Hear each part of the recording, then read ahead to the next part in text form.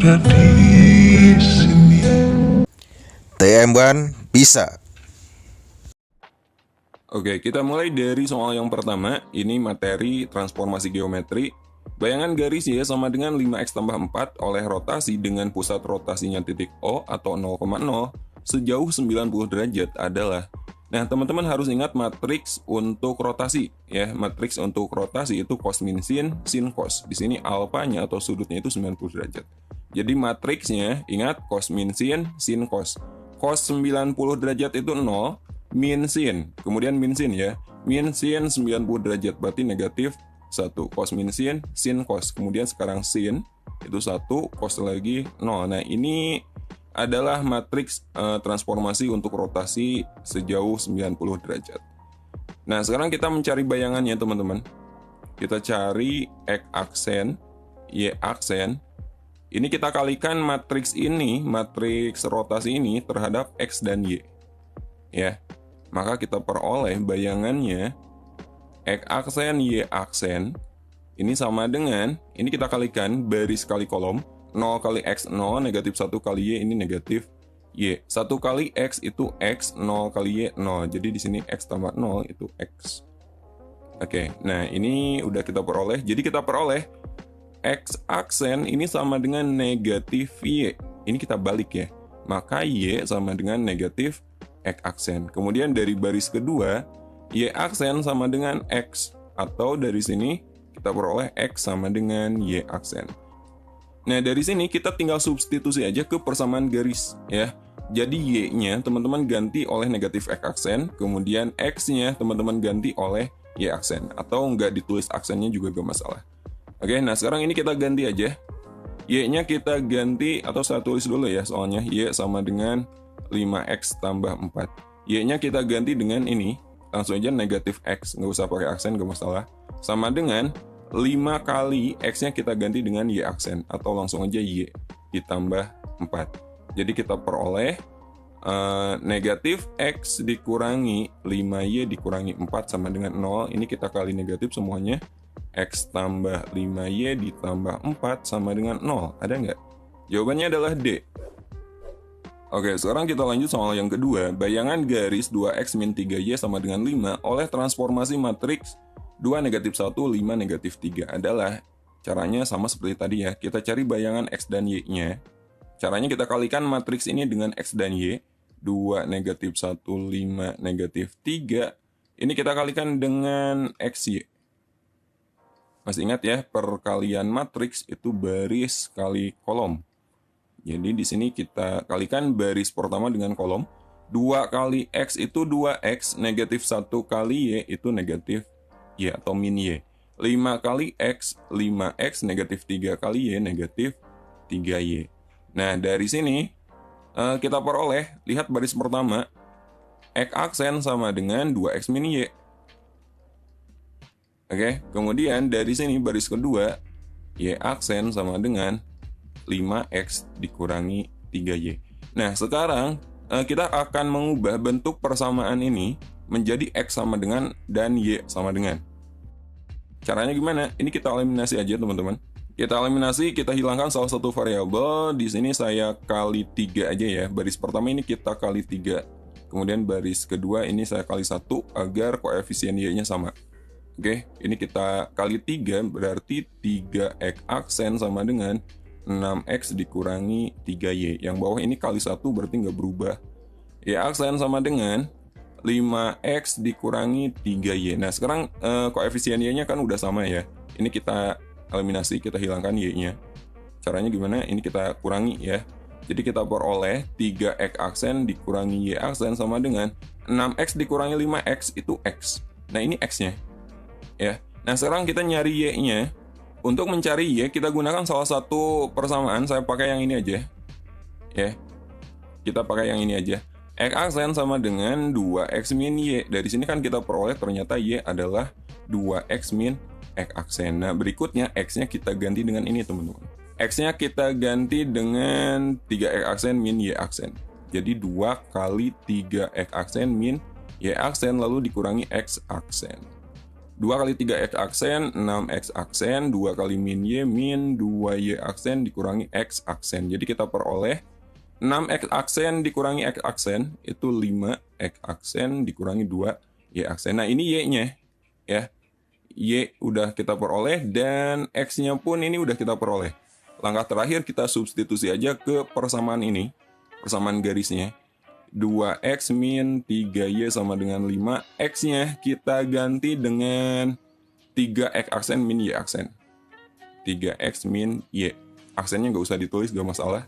Kemudian 3Y, 3 kali Y-nya kita ganti dengan ini. 5X min 2Y. 5X min 2Y sama dengan 5. 2 kali 3X, 6X. 2 kali min Y, min 2Y. Min 3 kali 5X, min 15X, min 3 kali min 2Y plus 6Y, kemudian 5-nya ke kiri aja ya.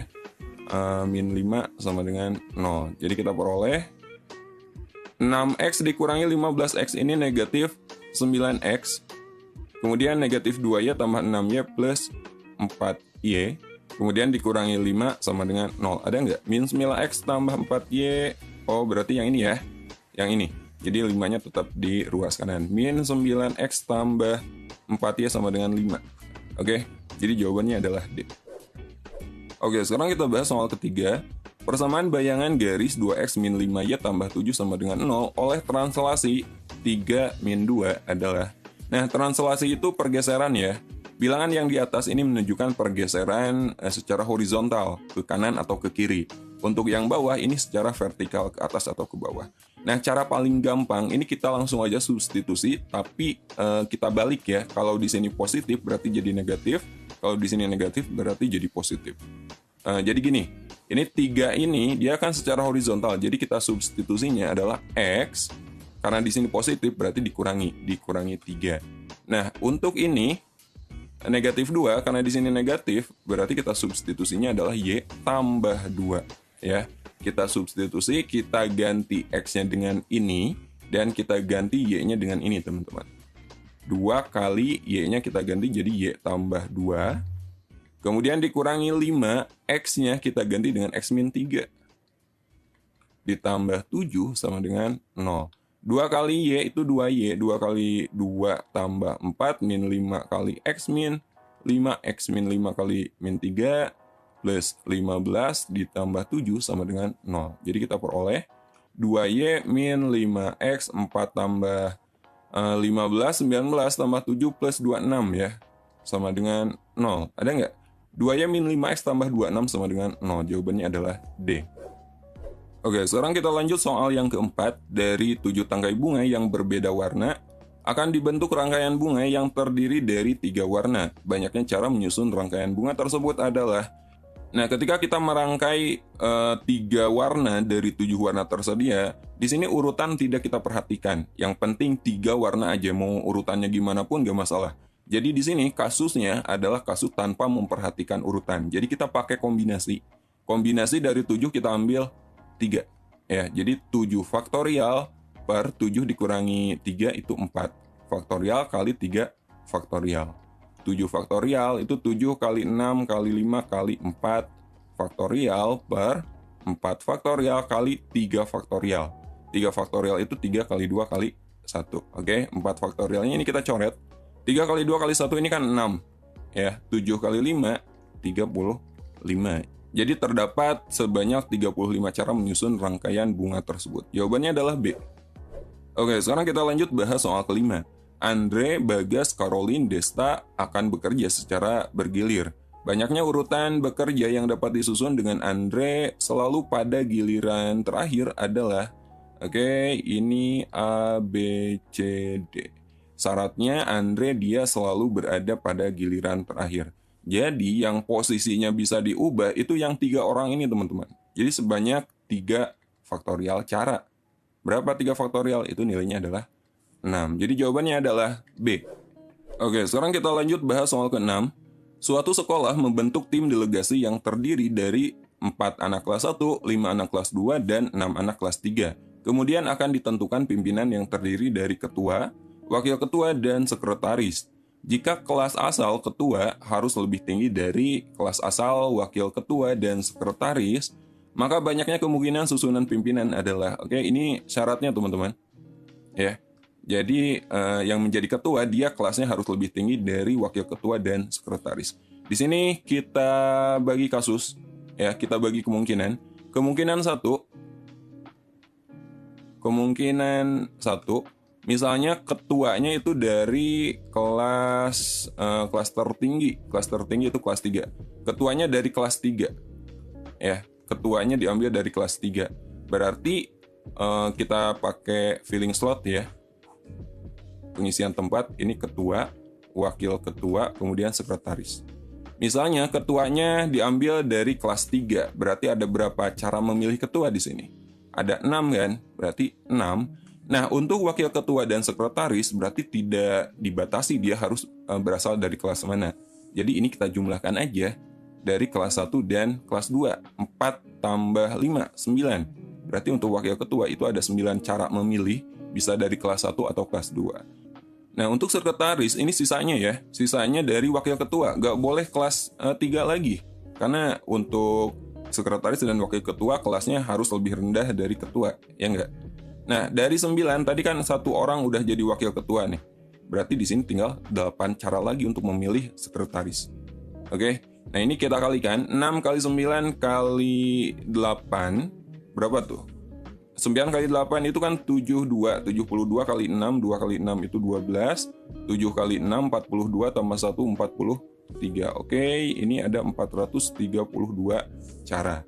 Nah, sekarang kasus atau kemungkinan kedua, ya, kemungkinan kedua, ketua misalnya diambil dari kelas 2. Kita pakai filling slot lagi. Misalnya ketuanya diambil dari kelas 2, berarti ada berapa cara memilih ketua? Kalau diambil dari kelas 2, berarti ada 5 cara untuk ketua. 5 cara. Nah, wakil ketua dan sekretaris nggak mungkin diambil dari kelas 2 lagi atau kelas 3. Ingat, nggak boleh sama atau nggak boleh lebih tinggi, ya nggak? Jadi, untuk wakil ketua dan sekretaris kita ambil dari kelas 1. Jadi, di sini 4 cara, karena kelas 1 kan ada 4. Kemudian untuk sekretaris dari 4 udah diambil 1, tinggal 3 lagi. Ini kita kalikan. 5 kali 4, 20. 20 kali 3, 60 ya. Nah, 2 kemungkinan ini, gak ada kemungkinan lain kan? Gak mungkin ketuanya dari kelas 1 kan? Karena kalau ketua kelas 1 berarti wakil ketua dan sekretaris gak ada lagi calon gitu. Jadi ini kita jumlahkan teman-teman. 432 ditambah 60 itu 492 cara. Ada nggak? Jawabannya adalah E. Oke, sekarang kita lanjut bahas soal ketujuh. Ini materi limit fungsi aljabar. Nilai limit X mendekati 2 dari 4 min X kuadrat per 3 min akar X kuadrat tambah 5. Nah, ini jika kita substitusi, teman-teman, ternyata hasilnya adalah bentuk tak tentu, 0 per 0. Nah, jadi langkah berikutnya, teman-teman bisa merasionalkan, ya, atau bisa juga kita menggunakan turunan. Nah, di sini saya akan menggunakan turunan tapi dengan sedikit trik.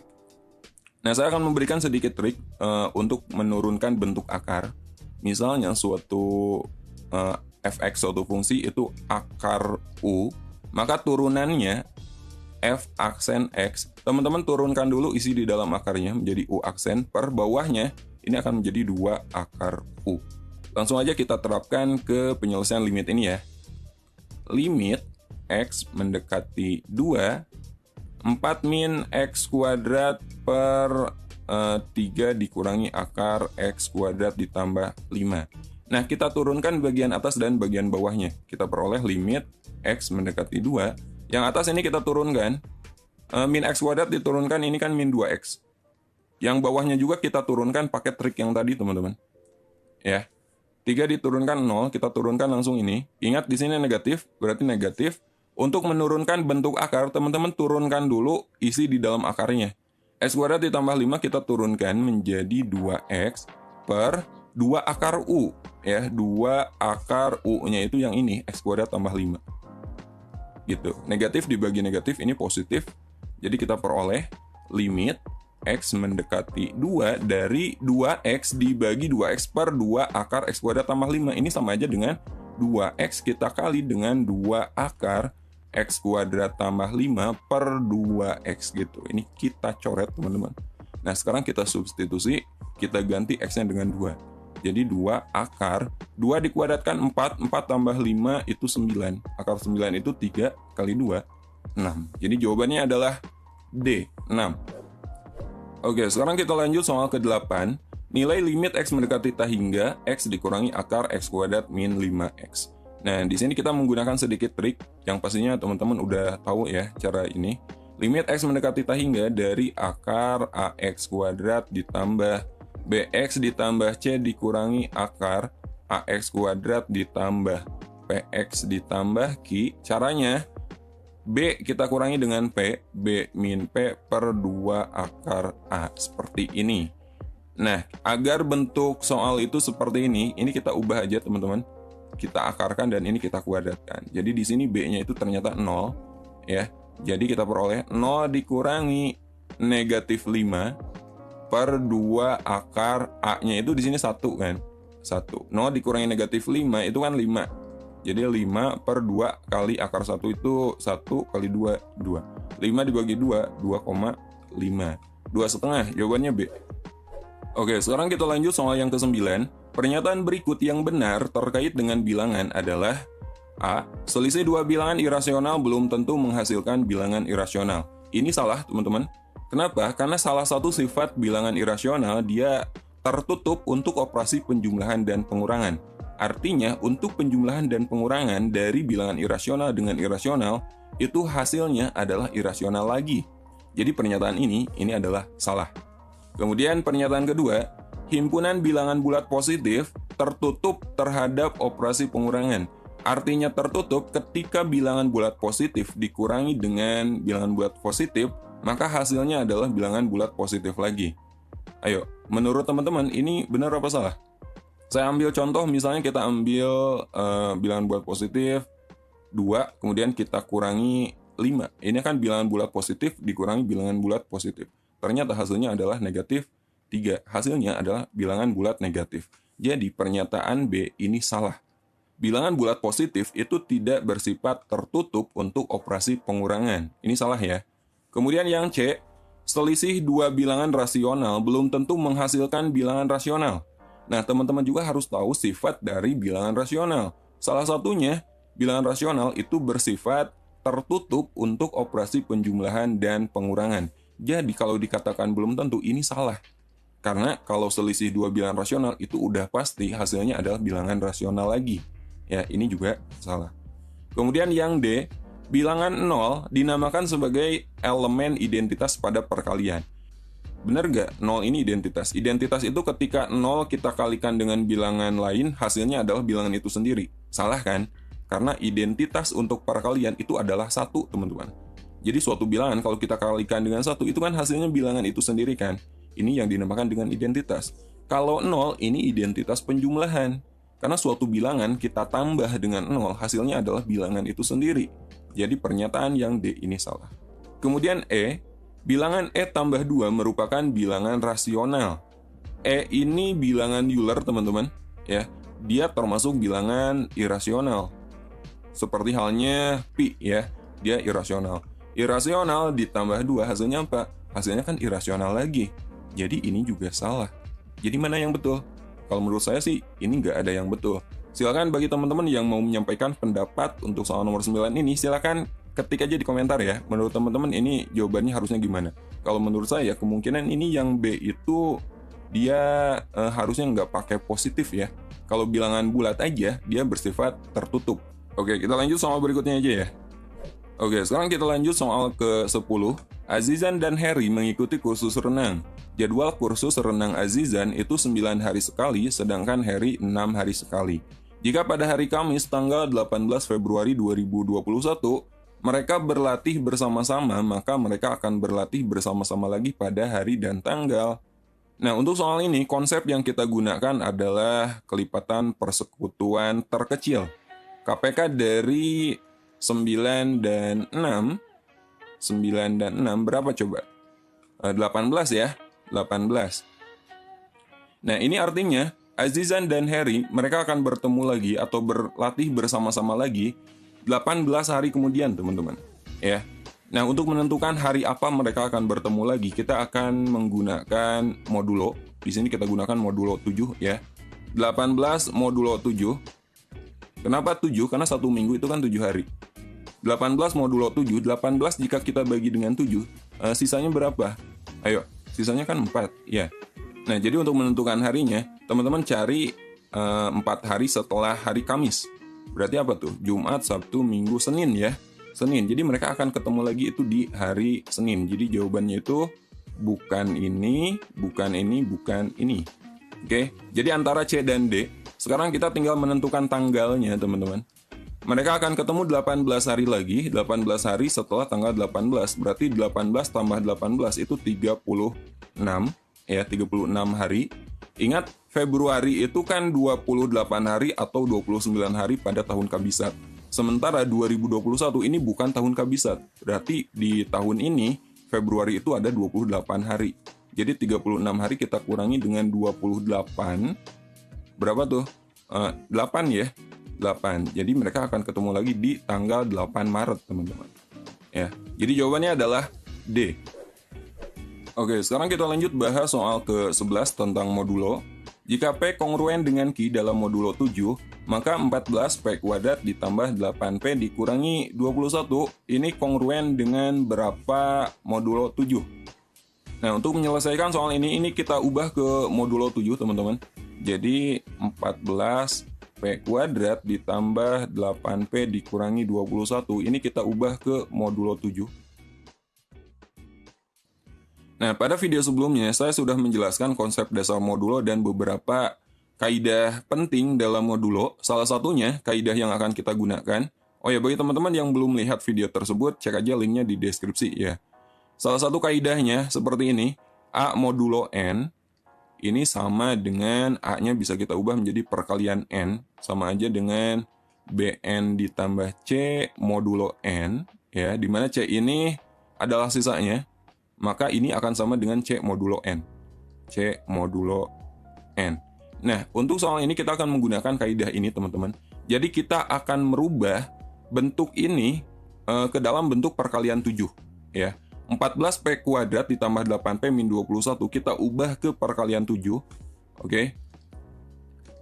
Jadi ini kita peroleh 7 kali 14P berarti 2P kuadrat. Kemudian ditambah ini 8P jadi P, dikurangi 21 dibagi 7, 3. Nah ini kalau kita kalikan, kita peroleh 14P kuadrat tambah 7P dikurangi 21, ya enggak? Sementara di sini ada 8P, bukan 7P. Berarti di sini ada yang kurang, teman-teman. P-nya. Nah, oke. Modulo 7. Nah, jadi ini kalau kita kalikan, kemudian kita tambah P, hasilnya akan sama dengan yang atas. Nah, berdasarkan kaidah yang ini, teman-teman, kita ambil sisanya C modulo 7. Berarti ini sama aja, sisanya kan di sini P kan. Jadi ini sama aja dengan P modulo 7. Artinya, jika bentuk ini kita bagi dengan 7, maka sisanya itu adalah P. Ya, sisanya itu adalah P. Nah, kita cari dari opsi jawaban ini, jika kita bagi 7, sisanya adalah P juga. Oke? Itu yang dikatakan kongruen kan? Kongruen itu P kongruen dengan Q dalam modulo 7. Artinya P kita bagi dengan 7 akan menghasilkan sisa yang sama ketika Q kita bagi dengan 7. Itu artinya kongruen, teman-teman. Oke? Nah, kita cari aja dari A sampai E ini mana yang menyisakan P jika kita bagi dengan 7. Kita coba yang A.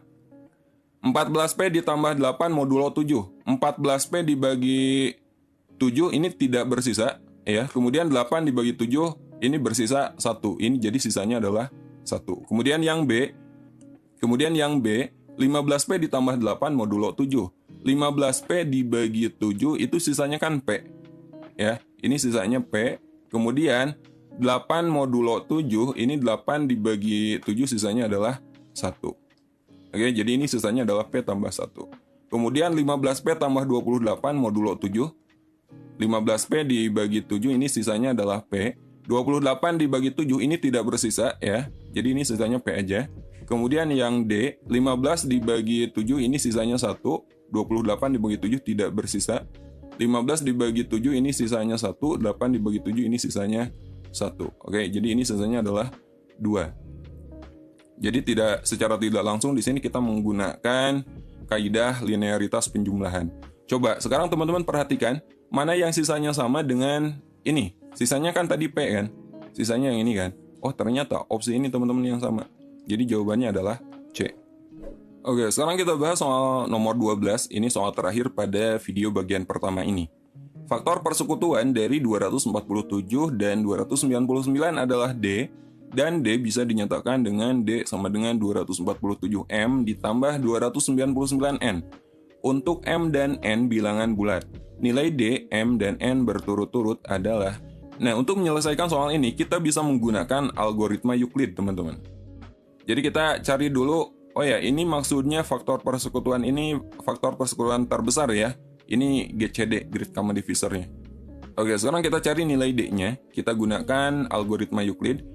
GCD dari 247 dan 299, algoritma Euclid itu seperti ini. Kita ambil yang terbesar, teman-teman, di antara dua bilangan ini. Berapa? 299 ya. 299 ini sama dengan, di sini 247. 247 kali berapa? Kali 1, kemudian kurangnya berapa? 299 dikurangi 247, 52 ya, 52. Oke. Nah, kemudian ini juga kita nyatakan sama seperti tadi, 247 sama dengan 52 kali berapa? 52 kali berapa yang mendekati ini? Kali 4 ya, kita kali 4. 52 kali 4 itu 208. 247 kita kurangi dengan 208 berarti sisanya adalah 39. Kemudian 52 ini kita nyatakan sebagai 39 kali 1 ya. Kali 1 ditambah 52 dikurangi 39, sisanya 13. Nah, sekarang 39 ini 39 sama dengan 13 kali 3 kemudian ditambah 0. Nah, udah tidak bersisa lagi, berarti GCD-nya atau FEB-nya itu yang terakhir, teman-teman. Yang ini nih, 13 ya. Jadi ini nilai D-nya. D-nya adalah 13. Di sini D, M, N ini berturut-turut, berurutan ya. Berarti D-nya itu 13. Ini salah, ini salah. Jawaban antara A, B, dan D. Nah, sekarang kita akan mencari nilai M dan N. Caranya kita balik prosesnya. Kita mulai dari sini dulu. Ini kan dinyatakan D sama dengan, teman-teman. D sama dengan, di mana D-nya adalah 13. Jadi ini kita balik prosesnya menjadi 13 sama dengan. D sama dengan. Oke. 13 ini sama aja dengan 52 dikurangi 39 kali 1. 52 dikurangi 39 kali 1. Nah, sekarang 39-nya kita ubah. 39 itu sama aja dengan 247 dikurangi 52 kali 4. Jadi 52 dikurangi 39 ini kita ubah menjadi 247, kita kurangi dengan 52 kali 4. Jadi kita peroleh 52 dikurangi 247, negatif kali negatif, jadi tambah 52 kali 4. Di sini 52, di sini 52 kali 4. Berarti ini sama aja dengan 52 kali 5. Kemudian dikurangi 247. Oke, berikutnya kita ubah 52-nya. 52 ini sama dengan 299 dikurangi 247. Ya, 52 ini kita ubah jadi 299 dikurangi 247. Kemudian kali 5 dikurangi 247. Oke, kita lanjut ke sini ya. 13 sama dengan 299 kita kalikan 5, jadi 299 kali 5. Negatif 247 kali 5, jadi min 247 kali 5, kemudian dikurangi 247. Dari sini kita peroleh 299 kali 5, min 247 kali 5 dikurangi 247. Ini sama aja dengan 247 kali negatif 6 ya. Nah, sekarang kita cari nilai M dan N-nya, kita samakan posisinya dengan ini. Ini kan 247 dulu, berarti ini 247 kali negatif 6 ditambah 299 kali 5 ya. Kali 5. Nah, sekarang kita udah dapat, teman-teman. Jadi ini nilai M-nya dan ini nilai N-nya. M-nya adalah negatif 6 dan N-nya adalah 5. Jadi 13 negatif 6, 5. Jawabannya adalah A. Oke, sampai sini dulu video kali ini. Sampai ketemu di pembahasan soal berikutnya. Jangan lupa agar teman-teman tidak ketinggalan, klik tombol subscribe. Jika ada kritik, saran, tambahan, atau koreksi, silakan sampaikan aja di kolom komentar.